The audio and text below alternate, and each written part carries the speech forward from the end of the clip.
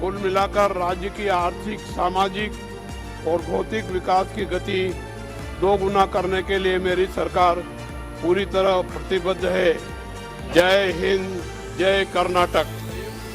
ಸರ್ಕಾರ ಆರ್ಥಿಕ, ಸಾಮಾಜಿಕ, ಬೌದ್ಧಿಕ ಅಭಿವೃದ್ಧಿಗೆ ಬದ್ಧವಾಗಿದೆ ಅಂತ ಜಂಟಿ ಅಧಿವೇಶನ ಉದ್ದೇಶಿಸಿ ರಾಜ್ಯಪಾಲ ಥಾವರ್ ಚಂದ್ ಗೆಹ್ಲೋಟ್ ಭಾಷಣ ಮಾಡಿದರು. ಸರ್ಕಾರ ಕೊಟ್ಟ ಭಾಷಣದ ಪ್ರತಿಯ ಮೊದಲ ಮತ್ತು ಕೊನೆ ಪ್ಯಾರವನ್ನ ಮಾತ್ರ ಓದಿದ ರಾಜ್ಯಪಾಲರು 37 ಸೆಕೆಂಡ್ನಲ್ಲಿ ಭಾಷಣ ಮುಗಿಸಿದರು. ಆ ಬಳಿಕ ಕರ್ನಾಟಕ ವಿಧಾನಸಭೆಯಲ್ಲಿ ಹಿಂದೆಂದೂ ಕಂಡು ಕೇಳರಿಯದ ಸಂದಿಗ್ಧ ಪರಿಸ್ಥಿತಿ ನಿರ್ಮಾಣವಾಗುವಂತಾಯಿತು. ಸರ್ಕಾರ ಕೊಟ್ಟ ಭಾಷಣ ಮಾಡದೆ ಕೇವಲ 2 ಸಾಲಿನಲ್ಲೇ ಭಾಷಣ ಮಾಡಿದ ರಾಜ್ಯಪಾಲರ ನಡೆಗೆ ಆಡಳಿತ ಪಕ್ಷದ ಸದಸ್ಯರು ಖಂಡಿಸಿದ್ರು, ಧಿಕ್ಕಾರ ಕೂಗಿದ್ರು, ಅಸಂವಿಧಾನಿಕ ನಡೆ ಅಂತ ಟೀಕಿಸಿದ್ರು.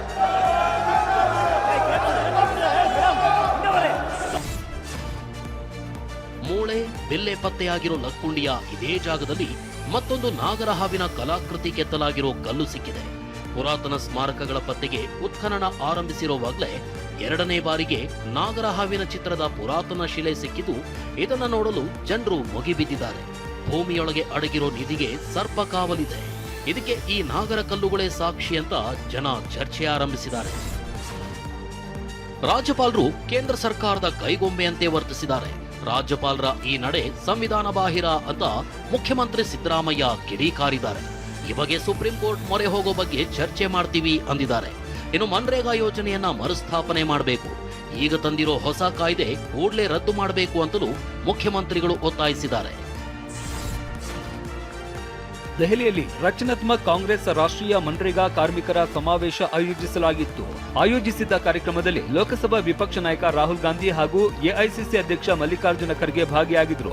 ಈ ವೇಳೆ ನರೇಗಾ ರದ್ದು ಮಾಡುವ ಮೂಲಕ ಜನರ ನೆನಪಿನಿಂದ ಮಹಾತ್ಮ ಗಾಂಧೀಜಿಯವರ ಹೆಸರನ್ನ ಅಳಿಸಿ ಹಾಕುವ ಪ್ರಯತ್ನಕ್ಕೆ ಕೇಂದ್ರ ಸರ್ಕಾರ ಮುಂದಾಗಿದೆ ಅಂತ ಎಐಸಿಸಿ ಅಧ್ಯಕ್ಷ ಮಲ್ಲಿಕಾರ್ಜುನ ಖರ್ಗೆ ಕಿಡಿಕಾರಿದ್ದಾರೆ.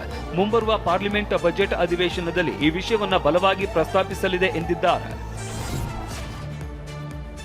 ಗದಗ ಜಿಲ್ಲೆಯ ಲಕ್ಕುಂಡಿಯಲ್ಲಿ ಚಿನ್ನದ ನಿಧಿ ಶೋಧಕ್ಕೆ ನಡೀತಾ ಇರುವ ಉತ್ಖನನದ 7ನೇ ದಿನ ಮತ್ತಷ್ಟು ಪುರಾತನ ವಸ್ತುಗಳು ಪತ್ತೆಯಾಗಿವೆ. ಇಲ್ಲಿ ನೋಡಿ, ಮಣ್ಣು ಅಗೆಯುವಾಗ ಲೋಹವೊಂದು ಸಿಕ್ಕಿದೆ. ಇದರ ಜೊತೆಗೆ 5 ಮೂಳೆಗಳು ಸಿಕ್ಕಿವೆ. ಇದು ಮನುಷ್ಯರದ್ದ ಇಲ್ಲ ಪ್ರಾಣಿಗಳ ಮೂಳೆನ ಅನ್ನೋದನ್ನ ತಿಳಿಯಲು ಪರೀಕ್ಷೆಗೆ ರವಾನಿಸಲಾಗಿದೆ. ಲಕ್ಕುಂಡಿ ಗ್ರಾಮದ ಕೋಟೆ ವೀರಭದ್ರೇಶ್ವರ ದೇವಸ್ಥಾನ ಆವರಣದಲ್ಲಿದೆ. ಈಗ 4 ಬ್ಲಾಕ್ಗಳಲ್ಲಿ ಕಳೆದ 7 ದಿನಗಳಿಂದ ಕೂಡ ಉತ್ಖನನ ಕಾರ್ಯ ಆರಂಭವಾಗಿದೆ. ಪ್ರತಿನಿತ್ಯವೂ ಕೂಡ ಒಂದಿಲ್ಲ ಒಂದು ವಿಸ್ಮಯವಾದಂಥ ಏನು ಪುರಾತನ ಕಾಲದ ಶಿಲೆಗಳು, ಏನು ವಸ್ತುಗಳು ಕೂಡ ಪತ್ತೆ ಆಗ್ತಾ ಇದ್ದಾವೆ. ಇವತ್ತು ಬೆಳಿಗ್ಗೆ ಕೂಡ ಏನು 1 ಅಡಿ ಅಗುವಷ್ಟರಲ್ಲೇ ಒಂದು ನಾಣ್ಯ ಲೋಹ ಆಕಾರದ ಒಂದು ವಸ್ತುವನ್ನು ಸಿಕ್ಕಿದೆ. ಅದು ಕೂಡ ರಾಜ ಮಹಾರಾಜರ ಕಾಲದ ಅಂತ ಹೇಳಾಗ್ತದೆ. ಈಗ ಮತ್ತೆ ಇಲ್ಲೊಂದು ಶಿಲೆ ಕೂಡ ಸಿಕ್ಕಿದೆ. ಇನ್ನು ಸುಮಾರು 1.5 ಅಡಿಗಳಷ್ಟು ಆಳ ಆಗಿದ್ರೆ ಲಕ್ಕುಂಡಿಯ ನೈಜ ದರ್ಶನವಾಗಲಿದೆ ಅಂತ ಲಕ್ಕುಂಡಿ ಅಭಿವೃದ್ಧಿ ಪ್ರಾಧಿಕಾರದ ಸದಸ್ಯರು ಹೇಳಿದ್ದಾರೆ. ಇನ್ನು 1 ರಿಂದ 1.5 ಅಡಿ ಬಗೆದ್ರೆ ನಮ್ಮ ನೈಜ ಲಕ್ಕುಂಡಿ ಇನ್ನೇನು ಪ್ರಾರಂಭವಾಗುತ್ತದೆ. ನಿಧಿ ಸಿಕ್ಕ ಪ್ರಜ್ವಲ್ ರಿತಿ ಕುಟುಂಬಕ್ಕೆ ಗ್ರಾಮ ಪಂಚಾಯಿತಿಯಿಂದ ಸೈಟ್ ಘೋಷಣೆಯಾಗಿದೆ. ಜನವರಿ 10ರಂದು ಈ ಬಡ ಕುಟುಂಬ ಸೂರು ಕಟ್ಟಿಕೊಳ್ಳಲು ಅಡಿಪಾಯ ಹಾಕುವಾಗ ಭೂಮಿಯಲ್ಲಿ 466 ಗ್ರಾಂ ಚಿನ್ನದ ನಿಧಿ ಸಿಕ್ಕಿತ್ತು. ನಿಧಿಯನ್ನ ಸರ್ಕಾರಕ್ಕೆ ಹಿಂದಿರುಗಿಸಿ ಪ್ರಾಮಾಣಿಕತೆ ಮೆರೆದಿದ್ದ ಕುಟುಂಬಕ್ಕೆ ಜಾಗ, ನಿವೇಶನ ಮತ್ತು ಉದ್ಯೋಗ ನೀಡಬೇಕೆಂಬ ಆಗ್ರಹದ ಬಗ್ಗೆ TV9 ನಿರಂತರ ವರದಿ ಮಾಡಿತ್ತು. ಅಂತೆಯೇ ಈಗ 40-30 ವಿಸ್ತೀರ್ಣದ ಸೈಟ್ ಘೋಷಣೆಯಾಗಿದೆ. TV9 ವರದಿಗೆ ಪ್ರಜ್ವಲ್ ಹಾಗೂ ತಾಯಿ ಕಸ್ತೂರವ್ವ ರಿತಿ ಖುಷಿಯಿಂದ ಧನ್ಯವಾದ ಅರ್ಪಿಸಿದ್ದಾರೆ. ಲಕ್ಕುಂಡಿಯಲ್ಲಿ ಚಿನ್ನದ ನಿಧಿ ಸಿಕ್ಕ ಬೆನ್ನಲ್ಲೇ ಇಲ್ಲಿನ ಜಮೀನುಗಳಿಗೆ 3 ಪಟ್ಟು ಬೆಲೆ ಹೆಚ್ಚಳವಾಗಿದೆ. ರಾಷ್ಟ್ರೀಯ ಹೆದ್ದಾರಿ 63ರ ಪಕ್ಕದ ಜಮೀನುಗಳಿಗೆ ಭಾರಿ ಬೇಡಿಕೆ ಬಂದಿದೆ. ಎಕರೆಗೆ 40 ಲಕ್ಷ ರೂಪಾಯಿ ಇದ್ದ ಜಮೀನು ಬೆಲೆ ಈಗ 1 ಕೋಟಿಗೆ ಏರಿದೆ. ಲಕ್ಕುಂಡಿಯನ್ನ ವಿಶ್ವ ಪಾರಂಪರಿಕ ಪಟ್ಟಿಗೆ ಸೇರಿಸೋದಕ್ಕೆ ಸರ್ಕಾರ ಪ್ರಯತ್ನಿಸ್ತಾ ಇದೆ. ಈ ಬೆನ್ನಲ್ಲೇ 3 ಸ್ಟಾರ್ 5 ಸ್ಟಾರ್ ಹೋಟೆಲ್ಗಳ ಮಾಲೀಕರು ಇಲ್ಲಿ ಭೂಮಿ ಖರೀದಿಗೆ ಮುಂದಾಗಿದ್ದಾರೆ. ಈಗ ಹೆದ್ದಾರಿ ಪಕ್ಕದಲ್ಲಿ ಇರುವಂತಹ ಜಮೀನುಗಳಿಗೆ ಕೋಟಿ ಬೆಲೆ ಮಾತಾ ಇದೆ 1 ಎಕರೆಗೆ ಅಂತ ಹೇಳ್ತಾರೆ. ಇದು ಸೇರ್ಪಡೆ ಆಕತಿ ಅನ್ನೋದು ಯಾವಾಗ ಇದು ಜನರಿಗೆ ಮನವರಿಕೆ ಆಗಕತ್ತ ರೈತರು ಕೂಡ ಈಗ ಅಲರ್ಟ್ ಆಗ್ಯಾರ. ಈಗ ಭೂಮಿ ರೇಟ್ ಜಂಪ್ ಆಗ್ಯಾವ. ಈಗ ಇಲ್ಲಿ 70 ಲಕ್ಷ 80 ಲಕ್ಷ ಈಗ 2 ತಿಂಗಳಿಂದ ಇದ್ದು ಮತ್ತೆ ಈಗ 1 ಕೋಟಿ ಹೇಳಕತ್ತಾರೆ. ಈಗ ಕೋಟಿ ರೂಪಾಯಿ ಅದಾವೆ. ಒಳಗೆ ಹೋದ್ರೆ 35-40 ಲಕ್ಷ ರೂಪಾಯಿ ಅದಾವೆ. ಇಷ್ಟೊಂದು ರೇಟ್ ಯಾಕೆ ಜಂಪ್ ಆಯ್ತು? ಈಗ ಉತ್ಖನನ ಆಗಿದ್ದಾಗ ಇಲ್ಲಿ ಊರ ಎಲ್ಲ ಭೂಮಿ ರೇಟ್ ಪತಿಯ ಎದೆಗೆ ಚಾಕುವಿನಿಂದ ಇರಿದು ಪತ್ನಿ ಭೀಕರವಾಗಿ ಕೊಲೆ ಮಾಡಿದ್ದಾಳೆ. ಬೆಂಗಳೂರಿನ ಬೊಮ್ಮನಹಳ್ಳಿಯ ಹೊಂಗಸಂದ್ರದಲ್ಲಿ ಬರ್ಬರ ಕೊಲೆ ನಡೆದಿದೆ. 50 ವರ್ಷದ ಮುರುಗೇಶ್ ಕೊಲೆಯಾದ ದುರ್ದೈವಿ. ಮುರುಗೇಶ್ ಲಕ್ಷ್ಮಿ ದಂಪತಿಗೆ 2 ಹೆಣ್ಣುಮಕ್ಕಳಿದ್ದಾರೆ. ಮೊದಲ ಮಗಳಿಗೆ ಮದುವೆ ಆಗಿದೆ. 2ನೇ ಮಗಳು ಇತ್ತೀಚೆಗೆ ಪ್ರೀತಿಸಿದ ಹುಡುಗನ ಜೊತೆ ಮನೆ ಬಿಟ್ಟು ಹೋಗಿದ್ದಾಳೆ. ಇದರಿಂದ ಕೆರಳಿದ ಮುರುಗೇಶ್ ನಿತ್ಯ ಮನೆಯಲ್ಲಿ ಜಗಳ ತೆಗೆಯುತ್ತಿದ್ದ. ಜನವರಿ 20ರಂದು ಪತ್ನಿ ಲಕ್ಷ್ಮಿ ಜೊತೆ ಕ್ಯಾತೆ ತೆಗೆದ ಮುರುಗೇಶ್, ನೀನು ಮಗಳನ್ನ ಸರಿಯಾಗಿ ಬೆಳೆಸಿಲ್ಲ ಅಂತ ನಿಂದಿಸಿದ್ದಾನೆ. ಜಗಳ ತಾರಕಕ್ಕೇರಿದ್ದು ಈ ವೇಳೆ ಲಕ್ಷ್ಮಿ ತನ್ನ ಪತಿ ಎದೆಗೆ ಚಾಕು ಹಾಕಿದ್ದಾಳೆ. ಕೊಲೆ ಬಳಿಕ ಆತನೇ ಚುಚ್ಚಿಕೊಂಡಿದ್ದಾನೆಂದು ಲಕ್ಷ್ಮಿ ಕತೆ ಕಟ್ಟಿದ್ಲು. ಖಾಕಿ ತನಿಖೆಯಲ್ಲಿ ಸತ್ಯ ಬಯಲಾಗಿದೆ. ಕರ್ಕೊಂಡು ಕೇಳಿದ್ರು, ನಾನೆಲ್ಲ ನಮ್ಮ ಮಾಡೆಲ್ಲ ಆಯಪ್ಪನ ಮಾಡ್ಕೊಂಡು ಹಂಗೆ ಆಯಿತು. ಆಮೇಲೆ ಸ್ಟೇಷನ್ಗೆ ಹೋಗಿ ಅಲ್ಲಿ ಹೋಗಿ ಎರಡು ಬಿಟ್ಟರು ಅಂತ ಬಿಟ್ಟ ಮೇಲೆ ಇನ್ಫಾರ್ಮೇಷನ್ ಕೊಟ್ಟಿದ್ದೆ, ನಾನೇ ಮಾಡಿದ್ದೇನೆ, ಒಪ್ಕೊಂಡಿದ್ದೆ. 4 ವರ್ಷ ಆಯ್ತು ಬಾಡಿಗೆ ಬಿಟ್ಟಿದ್ದವರು. 2 ಸೆಂಟ್ರಲ್ಲಿ ಅವರು 2 ಮಕ್ಕಳು ಓಡೋಗಿ ಬಂದ್ಬಿಟ್ಟು ಇದಾಗಿದ್ದು. ಅದ್ರ ಸ್ವಲ್ಪ ಜಗಳ ಆಗ್ತಾ ಇತ್ತು. ಕೆಂಪೇಗೌಡ ಏರ್ಪೋರ್ಟ್ನಲ್ಲಿ ವಿದೇಶಿ ಮಹಿಳೆಗೆ ಲೈಂಗಿಕ ಕಿರುಕುಳವನ್ನ ನೀಡಿದ ಆರೋಪದ ಮೇಲೆ ಏರ್ಲೈನ್ಸ್ ಸಿಬ್ಬಂದಿ ಅಫಾನ್ ಅಹಮದ್ನನ್ನ ಬಂಧಿಸಲಾಗಿದೆ. ಈತ ವಿಮಾನ ನಿಲ್ದಾಣದ ಸಿಬ್ಬಂದಿಯಾಗಿದ್ದು ಭದ್ರತಾ ಪರಿಶೀಲನೆ ಹೆಸರಲ್ಲಿ ಮಹಿಳೆಗೆ ಲೈಂಗಿಕ ಕಿರುಕುಳವನ್ನ ನೀಡಿರುವ ಆರೋಪವಿದೆ. ನಾನು ದಕ್ಷಿಣ ಕೊರಿಯಾಕ್ಕೆ ವಿಮಾನ ಹತ್ತಲು ಕೆಂಪೇಗೌಡ ಅಂತಾರಾಷ್ಟ್ರೀಯ ವಿಮಾನ ನಿಲ್ದಾಣಕ್ಕೆ ಆಗಮಿಸಿದೆ. ಈ ವೇಳೆ ಟಿಕೆಟ್ ತಪಾಸಣೆಯ ಸಮಯದಲ್ಲಿ ಆರೋಪಿ ಸಿಬ್ಬಂದಿ ನಿಮ್ಮ ವಸ್ತುಗಳಲ್ಲಿ ಬೀಪ್ ಶಬ್ದ ಬರುತ್ತಿದೆ ಅಂತ ಹೇಳಿದ್ರು. ಹೀಗಾಗಿ ನಿಮ್ಮನ್ನು ಪ್ರತ್ಯೇಕ ತಪಾಸಣೆಗೆ ಒಳಗಾಗುವಂತೆ ಕೇಳಿಕೊಂಡರು. ತಪಾಸಣೆಯ ನೆಪದಲ್ಲಿ ನನ್ನನ್ನು ಪುರುಷರ ಶೌಚಾಲಯಕ್ಕೆ ಕರೆದುಕೊಂಡು ಹೋದ್ರು. ಅಲ್ಲಿ ಅನುಚಿತವಾಗಿ ವರ್ತಿಸಿ ಲೈಂಗಿಕ ಕಿರುಕುಳ ನೀಡಿದ್ದಾರೆ. ತನ್ನನ್ನು ಅನಪೇಕ್ಷಿತ ಸ್ಥಳದಲ್ಲೆಲ್ಲ ಅನುಚಿತವಾಗಿ ಮುಟ್ಟಿದ್ದಾರೆ. ವಿರೋಧ ವ್ಯಕ್ತಪಡಿಸಿದಾಗ ಬಲವಂತವಾಗಿ ತಬ್ಬಿಕೊಂಡಿದ್ದಾರೆ. ಆ ಸಿಬ್ಬಂದಿ ವಿರುದ್ಧ ಕ್ರಮ ಕೈಗೊಳ್ಳಬೇಕೆಂದು ಈ ಮೂಲಕ ಕೇಳಿಕೊಳ್ಳುತ್ತಿದ್ದೇನೆ. ವಿದೇಶಿ ಮಹಿಳೆ ದೂರಿನ ಸಂಬಂಧ ಎಫ್ಐಆರ್ ದಾಖಲಾಗಿತ್ತು. ಆರೋಪಿಯನ್ನ ಬಂಧಿಸಿರುವ ಪೊಲೀಸರು ನ್ಯಾಯಾಂಗ ಬಂಧನಕ್ಕೆ ಒಪ್ಪಿಸಿದ್ದಾರೆ. ಏರ್ ಇಂಡಿಯಾ ಸ್ಯಾಟ್ಸ್ ಆಡಳಿತ ಮಂಡಳಿ ಆರೋಪಿ ಸಿಬ್ಬಂದಿಯನ್ನ ಕೆಲಸದಿಂದ ವಜಾ ಮಾಡಿದೆ. ಶಿಡ್ಲಘಟ್ಟ ನಗರಸಭೆ ಪೌರಾಯುಕ್ತ ಅಮೃತಾ ಗೌಡಗೆ ಬೆದರಿಕೆ ಹಾಕಿದ ಪ್ರಕರಣ ಸಂಬಂಧ ಎಫ್ಐಆರ್ ರದ್ದು ಕೋರಿದ ರಾಜೀವ್ ಗೌಡ ಅರ್ಜಿ ವಜಾಗೊಂಡಿದೆ. ಬಿಎನ್ಎಸ್ ಸೆಕ್ಷನ್ 79 ಅಳವಡಿಸಿದ ಪೊಲೀಸರ ಕ್ರಮಕ್ಕೆ ಹೈಕೋರ್ಟ್ ಅಸಮಾಧಾನ ಹೊರಹಾಕಿದೆ. ಮಹಿಳೆಯ ಗೌರವಕ್ಕೆ ಧಕ್ಕೆ ತರುವ ಪದ ಬಳಕೆಯಾಗಿದೆ. ಜನಪ್ರತಿನಿಧಿ ಆಗಬಯಸುವವರು ಮಾತಿನ ಮೇಲೆ ನಿಯಂತ್ರಣ ಇಡಬೇಕು ಅಂತ ನ್ಯಾಯಮೂರ್ತಿ ಎಂ ನಾಗಪ್ರಸನ್ನ ಅವರಿದ್ದ ಹೈಕೋರ್ಟ್ ಪೀಠ ಅಭಿಪ್ರಾಯಪಟ್ಟಿದೆ. ಮತ್ತೊಂದೆಡೆ ಅಮೃತಾ ಗೌಡಗೆ ಆಸಿಡ್ ಎರಚೋದಾಗಿ ಆರೋಪಿ ರಾಜೀವ್ ಗೌಡ ಪರ ಪತ್ರ ಬರೆದು ಬೆದರಿಕೆ ಹಾಕಿರುವ ಆರೋಪ ಕೇಳಿಬಂದಿದೆ. ಈ ಸಂಬಂಧ ಪೊಲೀಸರಿಗೆ ಅಮೃತಾ ಗೌಡ ದೂರು ನೀಡಿದ್ದಾರೆ. ಸಾಫ್ಟ್ವೇರ್ ಇಂಜಿನಿಯರ್ ಯುವತಿಯೊಬ್ಬಳಿಗೆ ಮ್ಯಾಟ್ರಿಮೋನಿಯಲ್ಲಿ ಪರಿಚಯವಾದ ವ್ಯಕ್ತಿಯೊಬ್ಬ ತನ್ನನ್ನ ಕೋಟ್ಯಾಧಿಪತಿ ಉದ್ಯಮಿ ಅಂತ ನಂಬಿಸಿ ಮದುವೆ ಆಗ್ತೀನಿ ಅಂತ ಆಮಿಷವೊಡ್ಡಿದ್ದ. ತನ್ನ ಪತ್ನಿಯನ್ನೇ ಅಕ್ಕ ಅಂತ ಪರಿಚಯಿಸಿ ಯುವತಿಗೆ ಬರೋಬ್ಬರಿ 1.75 ಕೋಟಿ ವಂಚಿಸಿರುವುದು ಬೆಳಕಿಗೆ ಬಂದಿದೆ. ವೈಟ್ಫೀಲ್ಡ್ ಮೂಲದ ಸಾಫ್ಟ್ವೇರ್ ಇಂಜಿನಿಯರ್ ಯುವತಿಗೆ 2 ವರ್ಷಗಳ ಹಿಂದೆ ಆರೋಪಿ ವಿಜಯರಾಜ್ ಗೌಡನ ಪರಿಚಯವಾಗಿದೆ. ತಾನು ಉದ್ಯಮಿ, 715 ಕೋಟಿ ಆಸ್ತಿ ಇದೆ ಅಂತ ಹೇಳಿ ಯುವತಿಯನ್ನ ನಂಬಿಸಿದ್ದಾನೆ. ನನ್ನ ಮೇಲೆ ಇಡಿ ಕೇಸ್ ದಾಖಲಾಗಿದೆ, ಬ್ಯಾಂಕ್ ಅಕೌಂಟ್ ಫ್ರೀಸ್ ಆಗಿದೆ ಅಂತ ಕಥೆ ಕಟ್ಟಿರುವ ಈತ ತನಗೆ ತುರ್ತು ಹಣದ ಅಗತ್ಯವಿದೆ ಅಂತ ಯುವತಿಯಿಂದ 1.75 ಕೋಟಿ ಹಣವನ್ನ ಪಡೆದು ವಂಚಿಸಿದ್ದಾನೆ. ಮೋಸ ಹೋದ ಯುವತಿ ವೈಟ್ಫೀಲ್ಡ್ ಠಾಣೆಗೆ ದೂರು ಕೊಟ್ಟಿದ್ದಾರೆ. ಆರೋಪಿ ವಿಜಯ್ ಇದೇ ರೀತಿ ಇನ್ನೂ ಅನೇಕರಿಗೆ ವಂಚಿಸಿರುವುದು ಬೆಳಕಿಗೆ ಬಂದಿದೆ.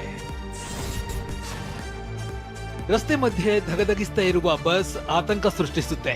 ಮತ್ತೇನಾಯ್ತು ದೇವ್ರೆ ಅಂತ ಮನಸ್ಸು ಕಸಿವಿಸಿಗೊಳ್ಳುತ್ತೆ. ಮುಗಿಲೆತ್ತರಕ್ಕೆ ಚಾಚಿಕೊಂಡ ಈ ಬೆಂಕಿಗೆ ಕಾರಣ ಚಲಿಸುತ್ತಿದ್ದಾಗಲೇ ಸ್ಫೋಟಗೊಂಡ ಖಾಸಗಿ ಬಸ್ನ ಟೈರ್. ಆಂಧ್ರಪ್ರದೇಶದ ನಂದ್ಯಾಲ್ ಜಿಲ್ಲೆಯ ಸಿರಿವೆಲ್ಲಾ ಮೆಟ್ಟಾ ಬಳಿ ನಡೆದ ಭೀಕರ ರಸ್ತೆ ಅಪಘಾತದಿಂದಾಗಿ ಬಸ್ ಹೊತ್ತಿ ಉರಿದಿದ್ದು ಸ್ಥಳೀಯರು ಬಸ್ಸಿನ ಗಾಜುಗಳನ್ನ ಒಡೆದು ಪ್ರಯಾಣಿಕರನ್ನ ರಕ್ಷಿಸಿದ್ದಾರೆ. 36 ಪ್ರಯಾಣಿಕರನ್ನ ಹೊತ್ತು ಹೈದರಾಬಾದ್ಗೆ ಹೊರಟಿದ್ದ ಖಾಸಗಿ ಬಸ್ ಚಲಿಸುತ್ತಿದ್ದಾಗಲೇ ಹಠಾತ್ ಟೈರ್ ಸ್ಫೋಟಗೊಂಡಿದೆ. ಈ ವೇಳೆ ಚಾಲಕನ ನಿಯಂತ್ರಣ ತಪ್ಪಿ ಬಸ್ ಡಿವೈಡರ್ಗೆ ಡಿಕ್ಕಿ ಹೊಡೆದಿದ್ದು ಮೋಟಾರ್ ಸೈಕಲ್ ತುಂಬಿದ್ದ ಕಂಟೈನರ್ ಲಾರಿಗೆ ಡಿಕ್ಕಿ ಹೊಡೆದಿದೆ. ಮಧ್ಯರಾತ್ರಿ 1:30 ಆಸುಪಾಸಿನಲ್ಲಿ ಈ ಘಟನೆ ಸಂಭವಿಸಿದ್ದು ಬಸ್ ಹಾಗೂ ಕಂಟೈನರ್ ಚಾಲಕ ಸ್ಥಳದಲ್ಲೇ ಮೃತಪಟ್ಟಿದ್ದಾರೆ. ಸ್ವಿಟ್ಜರ್ಲೆಂಡ್ನಲ್ಲಿ ನಡೀತಾ ಇರುವ ವಿಶ್ವ ಆರ್ಥಿಕ ವೇದಿಕೆಯ ವಾರ್ಷಿಕ ಸಭೆಯಲ್ಲಿ ಡಿಸಿಎಂ ಡಿಕೆ ಶಿವಕುಮಾರ್ ಭಾಗಿಯಾಗಿದ್ದಾರೆ. ಬೆಂಗಳೂರಿನಲ್ಲಿ ಹೂಡಿಕೆ ಮಾಡುವಂತೆ ಜಾಗತಿಕ ಹೂಡಿಕೆದಾರರಿಗೆ ಡಿಕೆಶಿ ಆಹ್ವಾನ ನೀಡಿದ್ದಾರೆ. ಹೂಡಿಕೆದಾರರನ್ನ ಉದ್ದೇಶಿಸಿ ಮಾತನಾಡಿದ ಡಿಸಿಎಂ ಡಿಕೆ, ಬೆಂಗಳೂರು ಭವಿಷ್ಯದ ನಗರ. ಬೆಂಗಳೂರಲ್ಲಿ ಹವಾಮಾನ, ಸಂಸ್ಕೃತಿ, ಮಾನವ ಸಂಪನ್ಮೂಲ ಅತ್ಯುತ್ತಮವಾಗಿದೆ. ವಿಶ್ವದ ಅನೇಕ ಕಂಪನಿಗಳು ಬೆಂಗಳೂರಲ್ಲಿ ಬೆಳೀತಾ ಇವೆ. ನಮ್ಮ ದೇಶ ಮುಂದಿನ 25 ವರ್ಷಗಳಿಗೆ ತಯಾರಿ ನಡೆಸ್ತಾ ಇದೆ. ನಾನು ಬೆಂಗಳೂರಿನಿಂದ ಬಂದಿದ್ದೇನೆ. ಇಡೀ ವಿಶ್ವ ಭಾರತವನ್ನ ಬೆಂಗಳೂರು ಮೂಲಕ ನೋಡುತ್ತಿದೆ ಅಂತ ಹೇಳಿದ್ದಾರೆ. ಇನ್ನು ಭಾರತದ ಇತರೆ ರಾಜ್ಯಗಳಿಗೆ ಹೋಲಿಸಿದ್ರೆ ಕರ್ನಾಟಕದ ಆರ್ಥಿಕತೆ ಗಟ್ಟಿಯಾಗಿದೆ. ಬೇರೆ ರಾಜ್ಯಗಳಿಗಿಂತ ಹೆಚ್ಚು ತೆರಿಗೆ ಸಂಗ್ರಹವಾಗ್ತಾ ಇದೆ ಅಂತ ಮಾಹಿತಿ ನೀಡುವ ಮೂಲಕ ಹೂಡಿಕೆದಾರರನ್ನ ಸೆಳೆಯುವ ಪ್ರಯತ್ನ ಮಾಡಿದ್ದಾರೆ. ದುಬಾರಿ ವಾಚುಗಳನ್ನ ತಯಾರಿಸುವ ಜಾಕೋಬ್ ಅಂಡ್ ಕಂಪನಿ ಇತ್ತೀಚೆಗೆ ಒಪೆರಾ ವಂತಾರಾ ಗ್ರೀನ್ ಕ್ಯಾಮೋ ವಾಚ್ ಅನ್ನ ಅನಾವರಣಗೊಳಿಸಿದೆ. ಜನವರಿ 26ರಂದು ಬಿಡುಗಡೆಯಾದ ಈ ವಿಶೇಷ ಗಡಿಯಾರ ವನ್ಯಜೀವಿ ರಕ್ಷಣೆ ಮತ್ತು ಸಂರಕ್ಷಿಸುವ ವಂತಾರಕ್ಕೆ ಗೌರವ ಸೂಚಿಸುವುದಕ್ಕೆ ತಯಾರಿಸಿದ್ದಾಗಿ ಕಂಪನಿ ಹೇಳಿದೆ. ವನ್ಯಜೀವಿ ರಕ್ಷಣೆ ಮತ್ತು ಸಂರಕ್ಷಣೆಗಾಗಿ ಉದ್ಯಮಿ ಮುಖೇಶ್ ಅಂಬಾನಿ ಕಿರಿಯ ಮಗ ಅನಂತ್ ಅಂಬಾನಿ ನೇತೃತ್ವದಲ್ಲಿ ನಡೆಸ್ತಾ ಇರುವ ವಂತಾರಕ್ಕೆ ಗೌರವ ಸೂಚಕವಾಗಿ ಈ ವಾಚ್ ತಯಾರಿಸಿದ್ದಾಗಿ ಕಂಪನಿ ಹೇಳಿದೆ. ಈ ವಾಚ್ನ ಮಧ್ಯದಲ್ಲಿ ಕೈಯಿಂದ ಸೂಕ್ಷ್ಮವಾಗಿ ಚಿತ್ರಿಸಿದ ಅನಂತ ಪ್ರತಿಮೆ ಇದೆ. ಅಕ್ಕಪಕ್ಕದಲ್ಲಿ ಸಿಂಹ, ಬಂಗಾಳ ಹುಲಿಯ ಶಿಲ್ಪಗಳನ್ನ ಚಿತ್ರಿಸಲಾಗಿದೆ. ಬರೋಬ್ಬರಿ 12 ಕೋಟಿ ಮೌಲ್ಯದ ಈ ವಾಚ್ ತಯಾರಿಕೆ ವೇಳೆ 21.98 ಕ್ಯಾರೆಟ್ನ 400 ಅಮೂಲ್ಯ ರತ್ನಗಳನ್ನ ಬಳಸಲಾಗಿದೆ. ಸಿಲಿಕಾನ್ ಸಿಟಿಯಲ್ಲಿ ಇನ್ಮುಂದೆ ಲಂಡನ್ ಮಾದರಿಯ ಅಂಬಾರಿ ಡಬಲ್ ಡೆಕ್ಕರ್ ಬಸ್ ಸಂಚರಿಸಲಿದೆ. ಬೆಂಗಳೂರಿನಲ್ಲಿ ಪ್ರವಾಸಿಗರಿಗೆ ಈ ಸೌಲಭ್ಯ ನೀಡಲು ಕೆಎಸ್ಟಿಡಿಸಿ ಮುಂದಾಗಿದೆ. 180 ರೂಪಾಯಿ ಪಾವತಿಸಿ ಬ್ಯಾಂಡ್ ಪಡೆದು ಒಂದು ದಿನ ಎಷ್ಟು ಬಾರಿಯಾದರೂ ಯಾವುದೇ ಡಬಲ್ ಡೆಕ್ಕರ್ ಬಸ್ನಲ್ಲೂ ಸಂಚರಿಸಬಹುದು. ಆರ್ಎಸ್ಎಸ್ ಮುಖಂಡ ಕಲ್ಲಡ್ಕ ಡಾಕ್ಟರ್ ಪ್ರಭಾಕರ್ ಭಟ್ ವಿರುದ್ಧ ಪ್ರಚೋದನಕಾರಿ ಭಾಷಣ ಆರೋಪದಡಿ ಮತ್ತೆ ಎಫ್ಐಆರ್ ದಾಖಲಾಗಿದೆ. ಪುತ್ತೂರಿನ ಖಾಸಗಿ ಕಾಲೇಜು ಕಾರ್ಯಕ್ರಮದಲ್ಲಿ ಕೋಮುದ್ವೇಷದ ಭಾಷಣ ಮಾಡಿದ ಆರೋಪದಡಿ ಎಫ್ಐಆರ್ ದಾಖಲಾಗಿದೆ. ಭಾಷಣ ಪ್ರಸಾರ ಮಾಡಿದ ವಿಕಸನ ಟಿವಿ ಯೂಟ್ಯೂಬ್ ಚಾನೆಲ್ ಹಾಗೂ ಆಯೋಜಕರ ವಿರುದ್ಧವೂ ಪುತ್ತೂರು ನಿವಾಸಿ ರಾಮಚಂದ್ರ ಕೆ ನೀಡಿದ ದೂರಿನ ಮೇರೆಗೆ ಪ್ರಕರಣ ದಾಖಲಾಗಿದೆ. ತಮಿಳುನಾಡಿನ ಮುಂದಿನ ವಿಧಾನಸಭಾ ಚುನಾವಣೆಯಲ್ಲಿ ಸ್ಪರ್ಧಿಸುವ ಪಕ್ಷಗಳಿಗೆ ಚುನಾವಣಾ ಆಯೋಗ ಚಿಹ್ನೆಯನ್ನು ನೀಡಿದೆ. ಕಮಲ್ ಹಾಸನ್ ನೇತೃತ್ವದ ಮಕ್ಕಳ್ ನೀತಿ ಮಯ್ಯಂ ಪಕ್ಷಕ್ಕೆ ಆಯೋಗ ಬ್ಯಾಟರಿ ಟಾರ್ಚ್ ಚಿಹ್ನೆ ನೀಡಿದೆ. ನಟ ವಿಜಯ್ ನೇತೃತ್ವದ ಟಿವಿಕೆ ಪಕ್ಷಕ್ಕೆ ವಿಜಲ್ ಚಿಹ್ನೆ ನೀಡಿದೆ. ಬಿಗ್ ಬಾಸ್ ವಿಜೇತ ಗಿಲ್ಲಿ ಸಿಎಂ ಸಿದ್ದರಾಮಯ್ಯ ಅವರನ್ನ ಸರ್ಕಾರಿ ನಿವಾಸ ಕಾವೇರಿಯಲ್ಲಿ ಭೇಟಿ ಮಾಡಿದ್ದಾರೆ. ಬಿಗ್ ಬಾಸ್ ವಿನ್ನರ್ ಗಿಲ್ಲಿ ನಟನಿಗೆ ಸಿಎಂ ಅಭಿನಂದನೆ ಸಲ್ಲಿಸಿದ್ದಾರೆ. ಇದಾದ ಬಳಿಕ ಅಪ್ಪು ಸಮಾಧಿಗೂ ಟ್ರೋಫಿ ಸಮೇತ ಗಿಲ್ಲಿ ಭೇಟಿ ನೀಡಿದ್ದಾರೆ. ಇದಕ್ಕೂ ಮುನ್ನ ಗಿಲ್ಲಿ ನಟ ಶಿವಣ್ಣ ಮತ್ತು ಕಿಚ್ಚ ಸುದೀಪ್ ಅವರನ್ನ ಭೇಟಿ ಮಾಡಿದ್ರು. ಎಲ್ರಿಗೂ ನಮಸ್ಕಾರ. ಬಿಗ್ ಬಾಸ್ ಮುಗಿದ ಬಳಿಕ ಇದೇ ಮೊದಲ ಬಾರಿಗೆ ಗಿಲ್ಲಿ ಅಭಿಮಾನಿಗಳಿಗೆ ಸೋಷಿಯಲ್ ಮೀಡಿಯಾ ಮೂಲಕ ಧನ್ಯವಾದ ಹೇಳಿದ್ದಾರೆ. ನನ್ನ ಬೆಂಬಲಿಸಿದ ಎಲ್ಲರಿಗೂ ಧನ್ಯವಾದ. ಎಷ್ಟೊಂದು ಬೆಂಬಲ ಸಿಗುತ್ತೆ ಅನ್ನೋದು ಗೊತ್ತಿರಲಿಲ್ಲ ಅಂತ ಅಭಿಮಾನಿಗಳ ಪ್ರೀತಿಗೆ ಗಿಲ್ಲಿ ತಲೆಬಾಗಿ. ಭಾರತದಲ್ಲಿ ನಡೆಯಲಿರುವ ಟಿ20 ಕ್ರಿಕೆಟ್ ವಿಶ್ವಕಪ್ನಿಂದ ಬಾಂಗ್ಲಾದೇಶ ಔಟ್ ಆಗಿದೆ. ಭಾರತದಲ್ಲಿ ಕ್ರಿಕೆಟ್ ಆಡದಿರುವ ನಿರ್ಧಾರಕ್ಕೆ ಬಾಂಗ್ಲಾ ಬಂದಿದೆ. ಈಗಾಗಲೇ ಬಾಂಗ್ಲಾದೇಶ ಕ್ರೀಡಾ ಸಲಹೆಗಾರ ಆಸಿಫ್ ನಜ್ರುಲ್ ಮಾಧ್ಯಮಗಳಿಗೆ ಹೇಳಿಕೆ ನೀಡಿದ್ದು, ಈ ಬಗ್ಗೆ ಐಸಿಸಿಯಿಂದ ಅಧಿಕೃತ ಆದೇಶವಷ್ಟೇ ಬಾಕಿ ಇದೆ. ಆರ್ಸಿಬಿ ಫ್ರಾಂಚೈಸಿಯನ್ನ ಖರೀದಿ ಮಾಡಲು ಉದ್ಯಮಿ ಆಧಾರ್ ಪೂನಾವಾಲಾ ತಯಾರಿ ಆರಂಭಿಸಿದ್ದಾರೆ. ಈ ಬಗ್ಗೆ ಅಧಿಕೃತವಾಗಿ ಸೋಷಿಯಲ್ ಮೀಡಿಯಾ ಎಕ್ಸ್ನಲ್ಲಿ ಆಧಾರ್ ಪೂನಾವಾಲಾ ಟ್ವೀಟ್ ಮಾಡಿದ್ದಾರೆ. ಮುಂದಿನ ಕೆಲ ದಿನಗಳಲ್ಲಿ ಐಪಿಎಲ್ನ ಅತ್ಯುತ್ತಮ ತಂಡಗಳಲ್ಲಿ ಒಂದಾದ ರಾಯಲ್ ಚಾಲೆಂಜರ್ಸ್ ಬೆಂಗಳೂರು ತಂಡಕ್ಕಾಗಿ ಬಲವಾದ ಮತ್ತು ಸ್ಪರ್ಧಾತ್ಮಕ ಬಿಡ್ ಮಾಡಲಾಗುವುದು.